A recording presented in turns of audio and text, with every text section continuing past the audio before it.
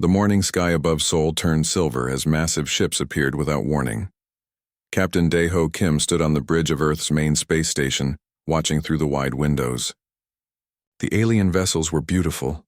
Pure white metal curved in smooth lines, bigger than anything humans had ever built. At least that's what the aliens thought. "Sir, we're getting a transmission," said Lieutenant So-min Park, her fingers dancing, across the control panel. "They want to talk." Dae-ho nodded. "Put it through to the main screen." The image that appeared made everyone on the bridge go quiet. The alien looked almost human, but taller and thinner. Its skin was pale blue and its eyes were large and silver. When it spoke, the words came through the translation system in perfect Korean. "Greetings, people of Earth. I am High Commander Veltharion of the Kethran Empire. We come in peace." Ambassador Tae-hyung Lee stepped forward. He was Earth's best diplomat chosen for this moment. "Welcome, High Commander. We are honored by your visit." Veltharion smiled, showing teeth that were too sharp. "We have been watching your world for some time. Your species is young and needs protection. The galaxy is dangerous for those who cannot defend themselves." In the back of the bridge, Admiral Hyunwoo Shin bit his lip to stop himself from laughing. At only 35, he was the youngest admiral in Earth's real fleet. The fleet the aliens knew nothing about. "We, the Kethran Empire, offer you our protection," Veltharion continued. "We will guard your world from all threats. You need not fear the darkness of space anymore." Dr. Yoonji Nam, Earth's top scientist, wrote notes on her tablet. Every word, every gesture of the aliens was being recorded. Knowledge was power, and Earth needed all the power it could get. "That is very kind of you," Tae-hyung said with a grateful smile. "But why would you help us? We have nothing to offer in return." "Your innocence is gift enough," Veltharion replied. "We have seen many young races destroyed by the evil that lurks between the stars. Pirates, slavers, and worse things hunt for worlds like yours. But under our protection, you will be safe." Diplomat Woo Jin Choi stepped closer to the screen. "What do you need from us in return?" "Nothing," the alien said quickly. "This is our gift to you. We ask only that you trust us. We know what is best for developing species." Captain Mi-young Kang sat at her station, her face calm. But inside, alarm bells were ringing. She had studied first contact protocols for 20 years. No advanced species offered protection for free. There was always a price. "We are very grateful," Tae-hyung said. "Our people will want to celebrate this wonderful news." "Of course," Veltharion agreed. "We will begin our patrols immediately. Our ships will circle your world and keep you safe. You may return to your peaceful lives." The transmission ended. For a moment, nobody on the bridge spoke. Then Engineer Jin A-song broke the silence. "Peaceful lives?" she said. "Do they think we spend our days picking flowers?" Admiral Hyunwoo walked to the main window. Outside, the white Kethran ships were spreading out around Earth. They moved, slowly like shepherds gathering their flock. "Captain Kim," he said quietly. "Send a message to command. Code 7. Dae-ho's eyes widened. Code 7 meant only one thing. Earth was now under alien occupation. The fact that the aliens called it protection didn't change anything. So Min began typing rapidly. Her message would reach every hidden base, every secret facility, every concealed weapon system that Earth had built over the past century. The message was simple. The time had come. "Sir," Dr. Yoonji said, looking up from her tablet, "I've been analyzing their ship designs. They're about 50 years behind our current technology. Maybe more." "Interesting," Hyunwoo replied. "And they think we're primitive." Intelligence Officer Nario had been silent until now. "I've been listening to their communications. They're talking about other worlds they protect, hundreds of them. All young species that they found and saved." "Saved from what?" Woo Jin asked. "That's what worries me," Nari said. "They never say." On Earth's surface, President Chung Hwan-yu was preparing to address the world. In a few hours, he would stand before the cameras and thank the aliens for their generous offer. He would smile and bow and act like a grateful child receiving a gift from a kind adult. But first, he had other calls to make. Secret calls to people who didn't officially exist, who worked in places that weren't on any map, who built things that no alien scanner could detect. Back on the space station, Captain Deho watched the alien ships settle into their positions. They formed a perfect grid around Earth like the bars of a cage. Beautiful ships, Sumin said. Yes? Deho agreed. I wonder how they'll look when they're burning. The others turned to stare at him. The captain's face was perfectly calm, but his eyes were cold as winter. Sir? Taehyung asked. Nothing, Deho said with a smile. Just thinking out loud. We should prepare for our guests. I'm sure they'll want to learn all about our humble planet. Admiral Hyunwoo nodded. Oh, yes. We have so much to show them. Our schools, our hospitals, our farms. All the peaceful things we do here on safe little Earth. He didn't mention the other things. The weapon factories hidden in mountain caves. The warships disguised as mining vessels. The soldiers training in underground bases that went deeper than any alien scanner could reach.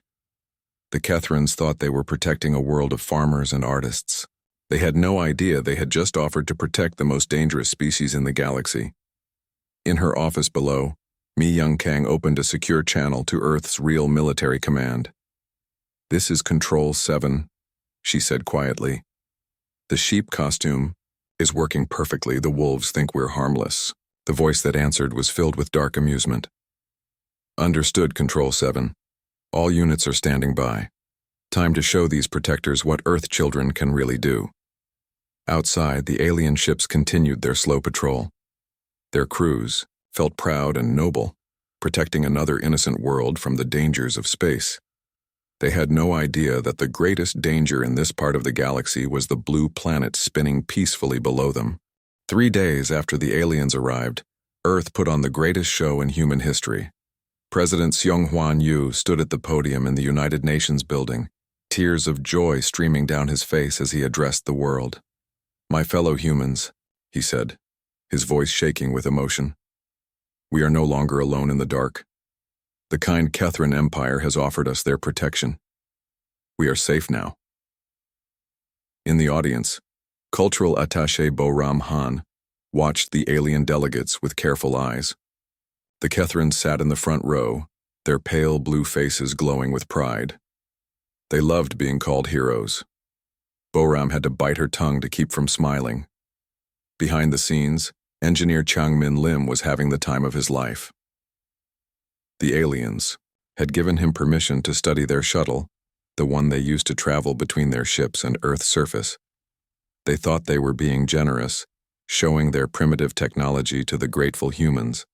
Changmin crawled under the Yao shuttle's engine, taking pictures with a device that looked like a simple camera. In reality, it was scanning every bolt, every wire, every piece of alien tech. By tomorrow, Earth's hidden factories would be building better versions. Fascinating, he told the Kethran engineer watching him. Your people are so advanced. This engine is amazing. The alien puffed up with pride. This is just a simple transport vessel. You should see our warships. Oh, I would love to, Chang-min said with wide, innocent eyes. But I understand they must be too complicated for us to comprehend. The Kethran laughed. Perhaps someday when your people are more developed, we can show you more of our technology. Miles below the city, in a bunker that didn't exist on any government map, Commander Nario was coordinating Earth's real response. Dozens of screens showed activity across the planet. Hidden bases were coming online. Secret factories were switching to full production. Weapons that had been disguised as farming equipment were being quietly moved into position. Status report, Nari said into her headset. Sector 7 ready? Came the reply. All orbital defense platforms are powered up and waiting. Sector 12 ready. The moon bases are fully armed. Sector 3 ready. The Mars colonies are prepared for combat operations. Nari smiled.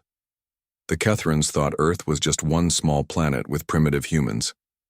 They had no idea that humanity had already spread across the solar system, building hidden colonies and secret bases wherever they went.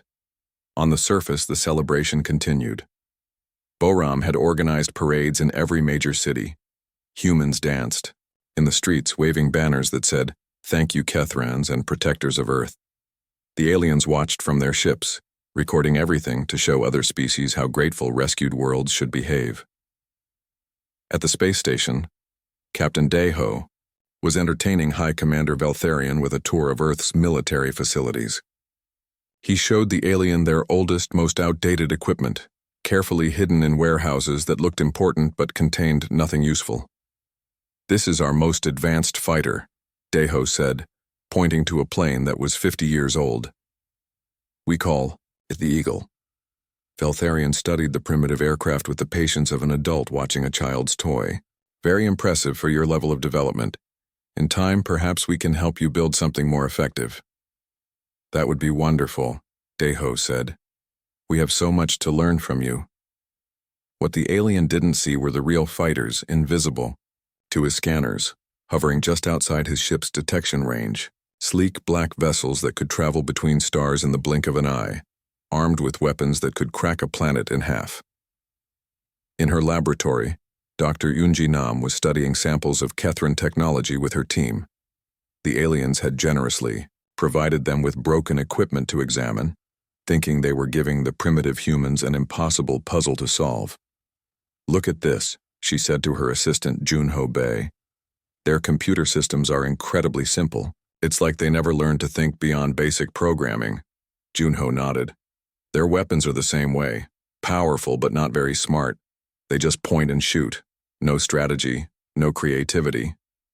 "Interesting," Yunji mused. "They've been protecting other species for a long time. Maybe they've forgotten how to really fight."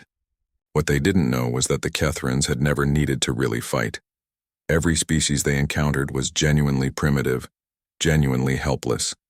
The Kethrans would arrive, offer protection, and the grateful aliens would surrender their weapons and their independence. It had worked for thousands of years, but humanity was different. That evening, Young-Soo Kim and Hyejin Lee were setting up communication networks across the planet. To the aliens, it looked like humans were just excited to talk to each other about their wonderful protectors. In reality, they were establishing secure channels for Earth's hidden military to coordinate their operations. "Testing frequency 7, Young-Soo said into his radio. "Signal clear," came the reply from a base in Antarctica that the aliens thought was a research station.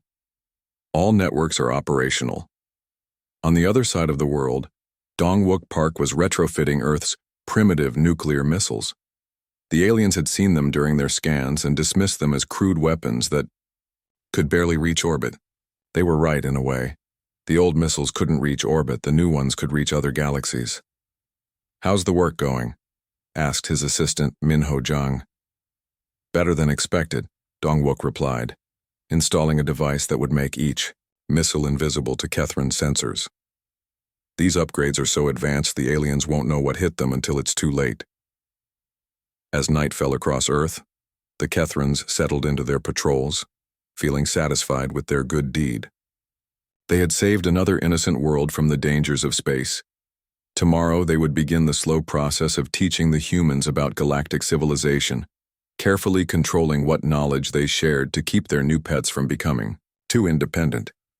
In his private office, President Xiong Huan contacted his real advisors, not the politicians and diplomats the aliens saw during the day, but the military commanders and intelligence chiefs who had been preparing for this moment for decades. "Status report," he said quietly. "All systems operational, Mr. President," came the reply. "We're ready for Phase 2. Excellent. Begin the field tests. Let's see how good our protectors really are." Far from Earth, in the dark spaces between stars, something stirred. Ships that no alien scanner could detect began to move. They had been waiting patiently for orders, and now those orders had come.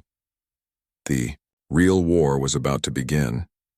The Kethrans thought they were protecting Earth from the dangers of space.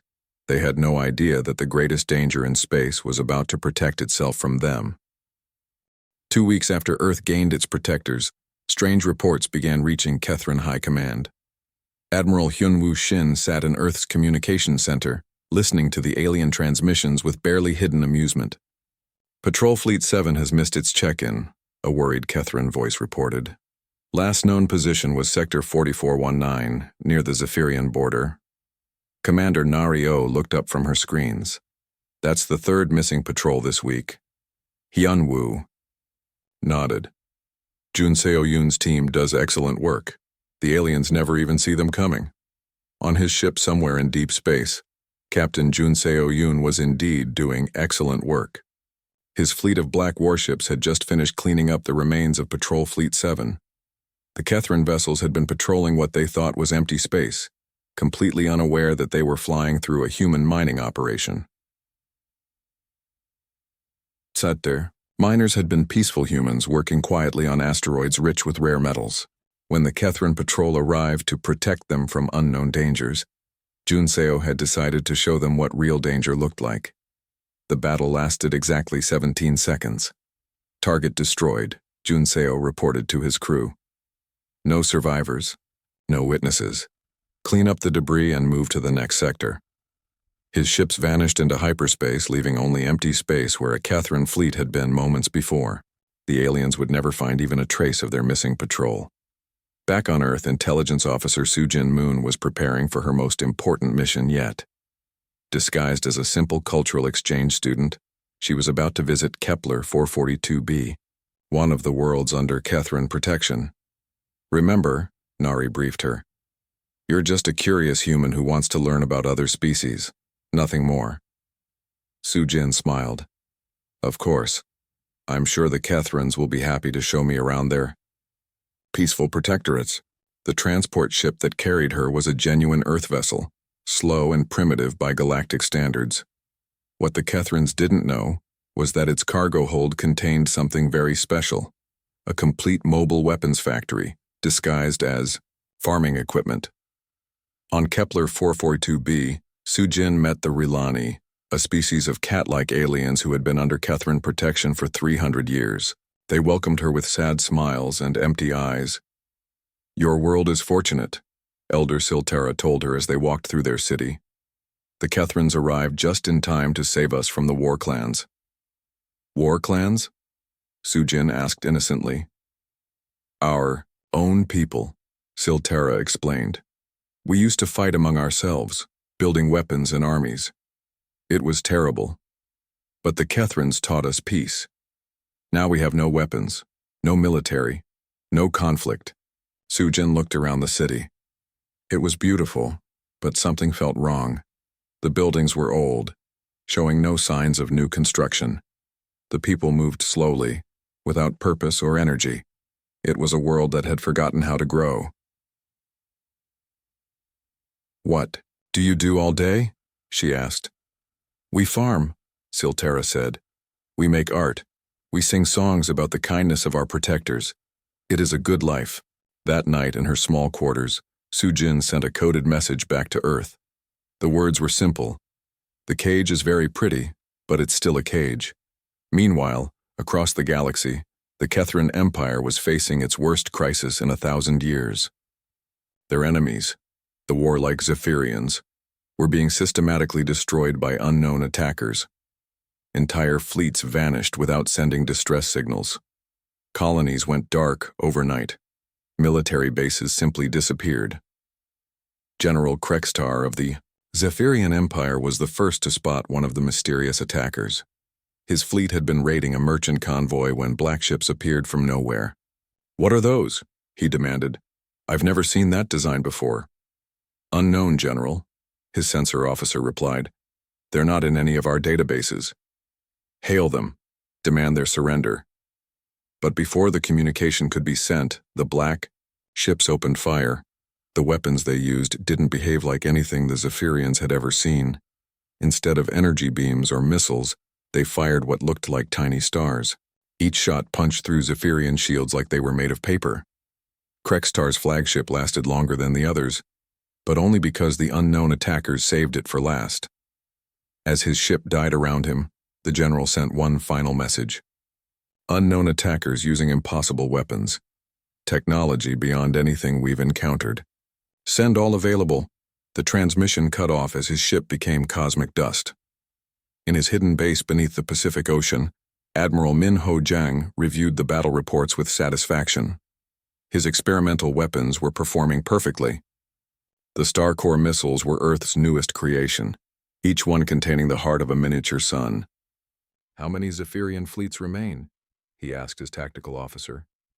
"Approximately 40% of their original strength, sir," came the reply. "At this rate, their empire will collapse within 6 months." "Excellent. And the Kethrans still have no idea it's us?" "None at all, sir. They think some unknown super-weapon empire has appeared from dark space." While Earth's hidden fleets were busy reshaping the galaxy, life on the surface continued its peaceful charade. Engineer Era Choi was giving a tour of Earth's industrial facilities to a group of interested Kethran observers. "This is where we build our farming equipment," she explained, leading them through a factory that actually produced components for Earth's war machines. "We're very proud of our agriculture." The Kethrans nodded approvingly. "Your people have clearly chosen the path of peace over violence. This is why you deserve our protection." Era smiled sweetly. "We couldn't agree more. Violence is so unnecessary when you have friends to keep you safe." Deep beneath the factory, workers were assembling hyperspace missiles that could crack a moon in half, but the aliens saw only tractors and irrigation systems. That evening, High Commander Veltharion called an emergency meeting of the Kethran High Council. The holographic faces of his fellow commanders filled the conference room on his flagship. "Situation is becoming critical," he announced. "Our enemies are being destroyed by forces we cannot identify or contact. Soon, we may be the only major power left in this sector." "Perhaps that is not a bad thing," suggested Commander Yulkestra. "With the Zephyrians gone, the galaxy will be more peaceful." "But who destroyed them?" Veltharion demanded. "And what do they want? We've sent diplomatic messages to every known system. No one claims responsibility. Maybe they're from outside our galaxy," another commander suggested. "Invaders from dark space." The idea sent chills through the council. If hostile aliens from another galaxy were invading, even the mighty Kethran Empire might not be strong enough to stop them. "We must strengthen our defenses," Veltharion decided. "Double the patrols around all protected worlds. If these mysterious attackers come for us, they'll find us ready." On Earth, President Sung Hwan Yu received the news of increased Kethran patrols with apparent gratitude. "We feel so much safer knowing you're watching over us," he told Veltharion during their weekly conference call. "It is our pleasure," the alien replied. "Your world has become very important to us. We will not let any harm come to your innocent people." After the call ended, Sung Hwan turned to his real advisors. "Phase 3 is approved. It's time to start the liberation program." Across the galaxy, on dozens of worlds under Kethran protection, mysterious packages began appearing. They looked like simple trade goods, but inside each one was something the protected species hadn't seen for generations. Weapons. Not the crude arms their ancestors had used, but clean, efficient tools of freedom powered by human technology. Along with each weapon came a simple message. "The cage is only as strong as your willingness to stay inside." The Kethrans had spent centuries collecting civilizations like precious pets. They had no idea that someone was about to set all those pets free. The suggestion came from Earth's most trusted diplomat, and it was brilliant in its simplicity. Ambassador Jaewon Hong stood before the Kethran High Council with tears in his eyes, his voice shaking with concern. "High Commander," he said, "we've heard terrible rumors about attacks on your empire. Please, isn't there something we can do to help our protectors?" The alien council members looked at each other with surprise and affection. In all their centuries of protecting primitive species, none had ever offered to help them in return. "That is very kind," High Commander Veltharion replied, "but your people are not ready for the dangers of space warfare. We appreciate the thought, but—" "Surely there must be something," Jaewon interrupted, his voice filled with desperate hope. "We cannot simply hide behind your kindness while you face unknown enemies. Our honor demands that we try to help." Dr. Sun Mi-yang stepped forward from the Earth delegation. "Perhaps we could learn your defensive technologies? If we understood how to protect ourselves, your forces could focus on hunting these mysterious attackers." The suggestion hung in the air, like honey. The Kethrans had always been proud of their technology, and the idea of teaching grateful humans was appealing. It would prove their superiority while creating useful allies. An interesting proposal, Veltharion mused. Perhaps we could share some basic defensive knowledge. Nothing dangerous, of course. Of course, Jae-won agreed quickly. We would never ask for weapons. Just the knowledge to defend our home if the worst should happen. Within a week, Kethrin instructors had arrived on Earth. Engineer Ho-young Lim welcomed them with the enthusiasm of a child meeting his heroes.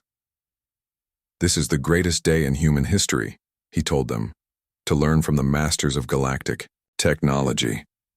The aliens were charmed by his eagerness. They began with simple lessons: how to build basic energy shields, how to detect incoming threats, how to operate simple defense satellites. Every lesson was carefully chosen to be useful, but not dangerous. What they didn't know was that Ga-young Park was recording everything.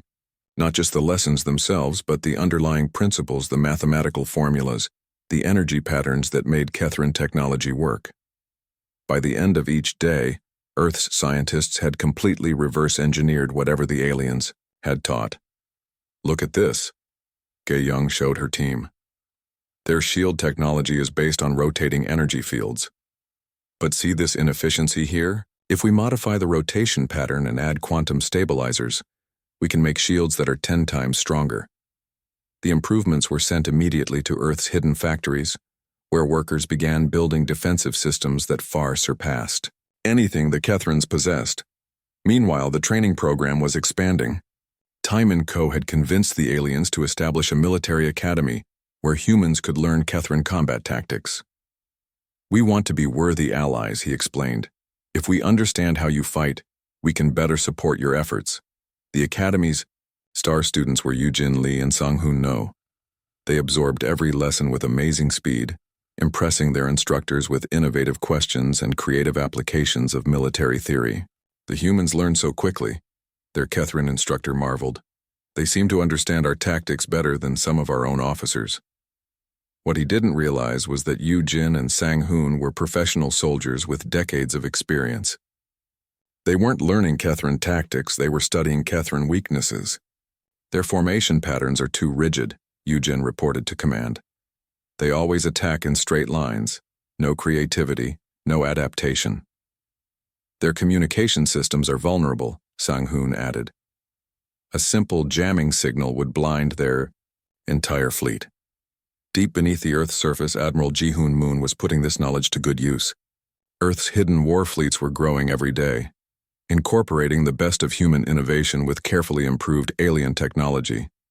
The shipyards hidden in asteroid fields now produced vessels that looked nothing like the primitive craft the Kethrins had seen. Sleek predator ships that could travel between galaxies, their hulls black as space itself, their weapons charged with the power of stars. Status report, Ji-hoon requested during his daily briefing.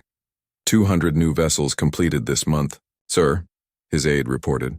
The Luna shipyards are operating at full capacity. The Mars facilities have begun production of the new Starkiller missiles. And our stealth technology? Perfect, sir. Kethrin sensors cannot detect our ships even at close range. As far as they know, we're still using chemical rockets to reach orbit. On the surface, the deception continued flawlessly.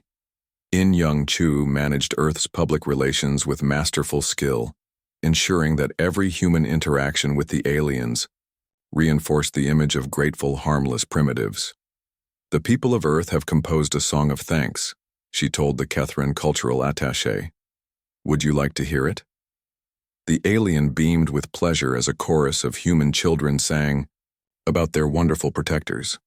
The song was beautiful, innocent, and completely designed to make the Kethrins feel superior and generous. Behind the scenes, Byung-ho Kim was running a different kind of operation. Every Kethrin ship in Earth's vicinity was being quietly scanned, mapped, and analyzed. Human agents had placed microscopic devices on alien hulls during routine supply transfers. The devices were so small and sophisticated that even direct inspection couldn't detect them. We know everything about their ships, Byung-ho reported to command. Engine specifications, weapon capabilities, shield frequencies, life support systems. When the time comes, we can disable their entire fleet in minutes. The Kethrans, meanwhile, were becoming increasingly worried about their mysterious enemies. Another 3 fleets had vanished in the outer sectors, and strange reports were coming from their protected worlds. The R'Lani are asking unusual questions, one commander reported. They want to know why they aren't allowed to build their own starships. The Vorthak have requested permission to develop their own defense systems, said another. They claim they feel vulnerable without the ability to protect themselves. High Commander Veltharion frowned. These are worrying developments. Perhaps our enemies are somehow corrupting our protected species. Should we increase security? Asked Commander Yulkestra. Yes, but carefully. We don't want to frighten our charges. Double the patrols but maintain our peaceful presence. What the Kethrans didn't know was that their protected species weren't being corrupted, they were being liberated. The mysterious packages that had appeared on their worlds weren't just weapons. They were complete technological upgrade kits, each one containing centuries of human advancement. On Kepler 442b, Elder Siltara held one of the strange devices in her hands. It looked like a simple communication unit, but when she activated it, her world changed forever. This is a message from the free peoples of Earth, the device announced in perfect R'Lani. We know what it's like to live in a beautiful cage. We're here to offer you the key. The device projected detailed instructions, how to build shield generators, how to construct faster-than-light engines, how to develop weapons that could challenge even the mighty Kethran fleet. But more importantly, it explained why these gifts were being offered. Freedom is not given, the message continued. It is taken. The choice is yours.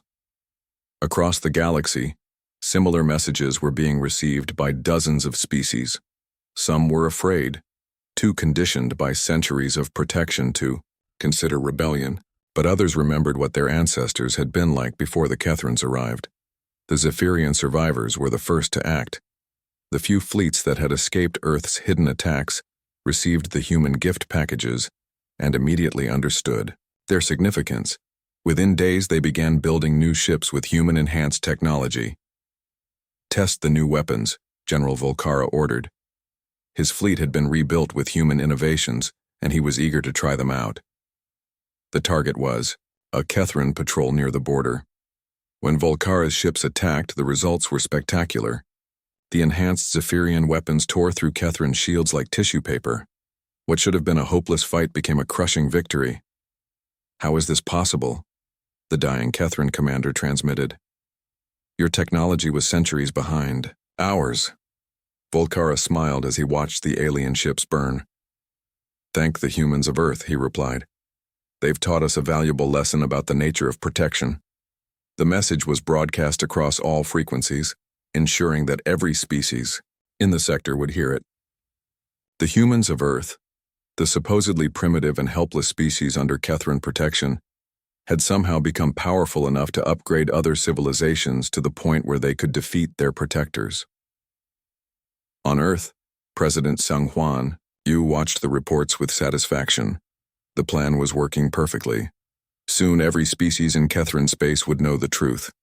The protectors were about to become the protected. The emergency session of the Kethran High Council was the most desperate in their empire's history. High Commander Veltharion stood before holographic displays showing the destruction of their outer territories, his normally calm face twisted with confusion and fear. 17 more fleets lost this week, he announced to the assembled commanders. The Zephyrians have somehow acquired technology that surpasses our own.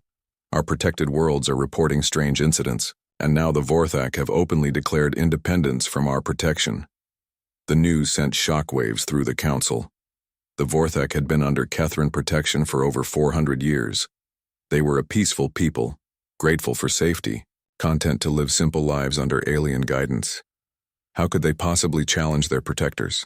Sir, Commander Yulkestra reported, the Vorthak fleet that attacked our station used weapons we've never seen before. Our analysts say the technology is at least 2 centuries ahead of anything we possess. That's impossible, Veltharion snapped. The Vorthak barely had spaceflight when we found them. Where could they have gotten such advanced weapons? On Earth, Ambassador Seok Jin Park was watching the Kethrin distress calls with deep, artificial concern. He had called an emergency, meeting with High Commander Veltharion, and his face showed exactly the right mixture of worry and determination. "High Commander," he said, his voice heavy with emotion, "we have heard about the terrible attacks on your empire. The people of Earth are deeply worried about their protectors." Veltharion's expression softened slightly. At least the humans remained loyal. "Your concern is appreciated, Ambassador, but these are dangerous times. Perhaps we should move your world to a more secure location, deeper within our territory." The suggestion had been expected. Earth's leaders had prepared for this moment. Seok-jin shook his head firmly. "No, High Commander, we cannot run and hide while our friends are in danger. Earth wants to help." "Help?" Veltharion looked puzzled. "How could your people possibly help against enemies with such advanced technology?" "Let us host a great alliance," Seok-jin proposed. "Bring all your fleets here to Earth. We will provide a safe place for your leaders to plan their counterattack. Our world can serve as the command center for your empire's defense." The offer was brilliant. Earth was far from the main battle zones, well protected by Kethrin patrols, and the humans had proven themselves completely trustworthy. It would be the perfect place to coordinate the Empire's response to this crisis. "That is very generous," Veltharion said slowly. "But are you certain your people want to be involved in a war?" "High Commander," Seok-jin replied with passionate sincerity, "when someone protects your family, you protect them back. It is the human way." Within days, the greatest gathering of Kethrin ships in history began assembling around Earth. Hundreds of vessels filled the space around the blue planet, their crews working frantically to coordinate a response to the mysterious enemy that was destroying their empire. Engineer Yejin Cho worked around the clock to ensure that all evidence of human technology was perfectly hidden. The advanced factories were sealed behind false walls. The weapons platforms were disguised as communication satellites. The war fleets remained invisible in their hidden bases, waiting for the right moment. Everything must look exactly like what they expect to see, she instructed her teams. Primitive, grateful, harmless humans who are honored to help their protectors. Assistant Engineer Do Hyun Kim was equally busy preparing Earth's defensive systems for the massive alien presence. But these weren't defenses against invasion. They were preparations for capture. "The shield generators are ready," he reported. "Once activated, nothing gets in or out of Earth's orbit without our permission. And the jamming arrays? Online and waiting. When we activate them, every Kethrin ship will be deaf, blind, and helpless." At the Grand Alliance Summit, representatives from dozens of species gathered in Earth's largest conference center. The Kethrins had brought their most trusted allies, the few protected species who remained loyal and hadn't fallen under the influence of the mysterious enemy. Strategic Coordinator Myung-Soo Han gave a speech that brought tears to alien eyes across the galaxy. Standing before the assembled representatives, he spoke of duty, loyalty, and the bonds between protector and protected. "The Kethrin Empire gave us the greatest gift possible," he declared. "They gave us safety, peace, and the chance to grow as a civilization. Now when they face their darkest hour, we will not abandon them." The applause was thunderous. Even the battle-hardened Kethrin commanders found themselves moved by human gratitude and determination. Intelligence Officer Soo Young Park sat in the back of the hall, taking careful notes. Every alien ship, every commander, every important figure in the Kethrin Empire was now within Earth's reach. The intelligence value was incalculable. "All major fleet commanders are present," she transmitted to command. "Complete enemy leadership structure is now mapped and tracked." Admiral Jong-ho Kim took the stage next, presenting what appeared to be a detailed analysis of the mysterious attackers. His presentation was masterful, filled with accurate intelligence about enemy movements and tactical assessments that impressed even veteran Kethrin strategists. "Based on our analysis," he concluded, "I believe these attackers are using hit-and-run tactics specifically designed to avoid direct confrontation with your main fleets. They strike isolated targets and disappear before reinforcements can arrive. How do you suggest we counter this strategy?" Veltharion asked. Concentration of force, Jung-Ho replied. Gather all your fleets in one location and force them to face you in open battle. From here at Earth, we can coordinate a massive strike that will crush them once and for all. The plan was exactly what the Kethrans wanted to hear. They were tired of chasing shadows, tired of losing ships to invisible enemies. A direct confrontation would let them use their superior numbers and firepower to end this threat. Communication specialists Yun-Su Lee and Wan-Jae Nam worked tirelessly to establish links between every Kethran ship and base. To the aliens, it looked like humans were simply helping to improve their coordination. In reality, Earth was gaining access to every classified system in the Kethran Empire. Network integration complete, Yun-Su reported. We now have access to their entire command structure. All fleet positions are being monitored, Wan-Jae added. When the time comes, we can track every ship they have. Data analysts Hai Wan, Yu and Shiwu Choi worked in secure bunkers beneath the conference center, processing the flood of intelligence pouring in from the alien networks. Every ship design, every weapon specification, every tactical manual. It was all there for the taking. Their encryption is laughably simple, Hai Wan observed. It's like they've never encountered a real intelligence threat. Makes sense, Shiwu replied. When you're always the most advanced species in the room, you don't worry about security. High Coordinator Yujin Kang sat in Earth's primary command center, watching status displays that showed the position of every alien vessel in the solar system. The trap was nearly complete. All elements in position, she reported to the highest levels of Earth's government. The entire Kethran leadership is within our perimeter. The final piece of the plan fell into place when High Commander Veltharion announced the date for the Great Counterattack.